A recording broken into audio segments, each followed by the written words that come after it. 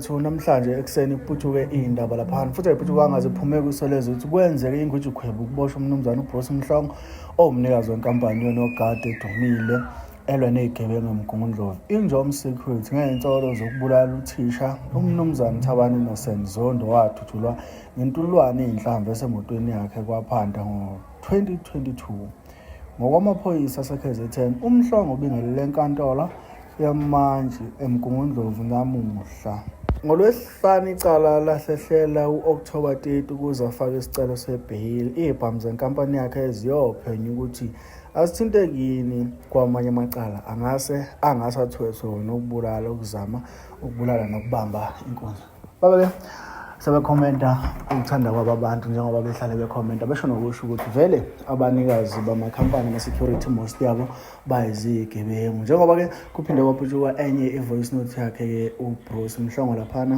wenjom security ngaphandle komusho isikhathi sakho naye i-VN yakhe-ke ekuyiyona ephutshukile.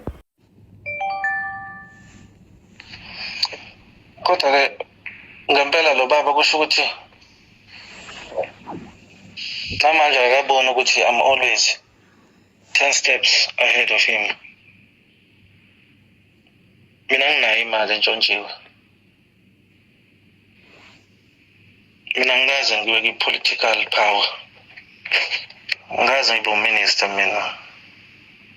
Mina ngihamba ngikhululeke. Phuma Hawks akungilandela ngelinye ilanga. Kusho ukuthi lo baba ngeke aphumule. Ngeke aphumule ngoba uyazi ukuthi kwenzani kumina. Wangisebenzisa eRichmond mhla ka-23 January ngonyaka othize. Ngakusasa wayesengiplanele esethumele uDidi Ngwenya no-Alpha Shalom. Kwatshelwa umbhekiseni Mphembe Mkhize wayekhansela eRichmond ukuthi angidobe. After a successful operation yale ukuthula eRichmond sekufanele kuzobulawa mina. Ama-politicians akusebenzisa ke bese yakubulala. Angakulengeleke yena-ke kulokho for yena. Emva kokuba sengimfele kangaka. Wangicindezela. Kusukela ngalowo nyaka. Wazama ukungibopha. Esebenzisa lo mmeli wakhe uJohn Wells. Nabafana base-Richmond babengibizile ukuthi ngizobalekelela. Sebephinde ko-204 witness ibona phela abantu abaqala. Osiphiwe Shobane noDing ababa wo-witness. Bama oMamlulu Thompson. Amaqiniso ngeke ngingathanda ukukhuluma ngithule ngamasibongo. Kaze ngibaplanela ngaze ngenze lutho. Acindezelwa mina ngathola ngisho ama-benefits ama-veterans. Athola ngiyaqualify. Fanele ngabe uqala. Mina umuntu oyikhomanda wama-SDUs la ngaphakathi kwe-country. I lost 70% of my life. Ngilwela ama-comrades angazange athembeke kumina. Ngithema sengibuya njengamanje. Ngizodefend umphakathi. Yena futhi yena lo baba wasewilo. Oqoqa amaphara. Ukuthi azama ukuthi azolwisana nami. Angisho-ke lamaphara lawa bafana bangcolana. Sengisho ukuthi amanye ama-useful idiots akhe. Afana namami ngisebenzisa eze-useful idiots ngalesa sikhathi. Waqoqa bona ukuthi abaqala i-security company. Ngoba ezolwisana nje nami into ebhedayo.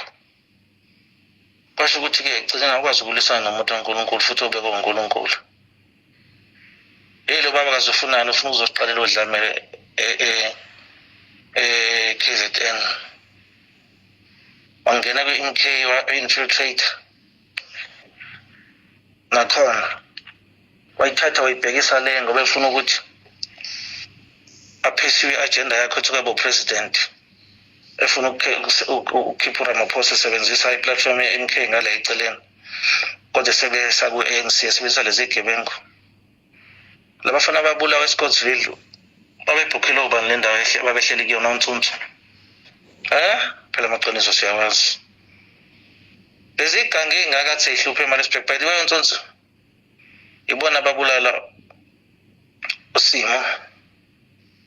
Bayi-CFO. Simo. Bona uNtsunzu bambulala bekade bethunywe ubani. uNtsunzu oyinkabi kaba. Yini yenza ukuthi uNtsunzu yakho? Siyawazi thina amaqiniso. Seqambele enye iqembu-ke lakhe-ke lisha lala labafana. Ekade liphethwe yena lo mfana kuthiwa ubulewe yimina. Into abathusile i-voice note yami engisendile sengibatshela ukuthi ngiyazi ukuthi ngikhandelwe itulo abafana base-Hammarsdale nabaseCalusa. So uma isegingqika lo abantu sebekholwa ukuthi mina kanti ushawe igenge yakhe ukuthi udle imali yasewilo yedwa kade behlangene bonke. Bachatha ungabanika bayidla yedwa. Ingakho-ke isililo-ke siyingake wilo. Ingakho lo mama ungidakelwayo wakamkhizi oyisihlobo naye lo baba ingane kathi izoshada naye lesikhothweni kuyakhona uzalene lodwa. Ingakho isililo sikhala ngake wilo kwaze kwaqondana bona. Bafana bakithi sidadala kule game. Mina ngifaka kanje ngife kabili. Kodwa-ke iqiniso ukuthi khona izitha zami engeke ngivuma ukuthi zife isale ngemuva. Okudinga ukuthi zingilandele noma ihambe kuqala. Ngiyakhuleka uNkulunkulu ukuthi akaphinde abanembe futhi. Amaphoyisa-ke ngiyawazi ukuthi azoyithola lento. Because lento yalo mfana isi-high profile case. Ngoba ithinta abantu abakhulu. Amaphoyisa kufanele ayitholile-ke le case yalo mfana. Bengingene nendaba mina nokuthi kuboshwa abantu ababulele lo mfana. Kodwa sengifisa ababoshwe. Khona kuzo-expozeka lo ngqondo lo. Okuyena ofuna ukuqofa i-KZN. Ngifica yonke indawo emabuthweni. Wayefuna ukuthi kube uyena. Futhi lo baba undunankulu akwaZulu. Emva kokushona komntwana uMangosuthu Buthelezi. Influence leadership yeqembu kwi-province ukuthi bakhulume nesilo lesesikhona njengamanje ukuthi kube uyena ozoba undunankulu. Ayikho into ayifuna njengamanje ufuna ukuba president. Yes. Kumagaqo yathinteka. Ihlangene nebhuni la kwi-crime intelligence esela retire. Hayi semoshile lo baba. Azofunani. I'm still 10 step ahead of him.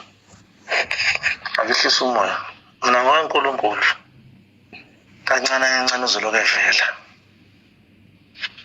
Ngisho uyanuka la ekhona manje. Angabe ubheka impilo yakhe. KZN ayikho united ngenxa yakhe. Sizama ukudivide ngisho uZulu nation. Inja engikholwa ukuthi isifile kumanje. Iyapoka njengoba isebuye ngathi isaphila. Kade afa lo muntu. Ningama comments esigijima phezulu kwawo. Akaphume kumina lo baba. Amanje yena lokho engikhandela izitori esebenzisa ubani odadewabo la. Thimina Bulele. Nisho kanjani Thimina Bulele? Ufakazi bungekho bani labeni bakhavayo. Ngizona expose-ke mina ngoba nginendaba zenu. One by one ngizonikhudisa. Khathele ukuthula mina.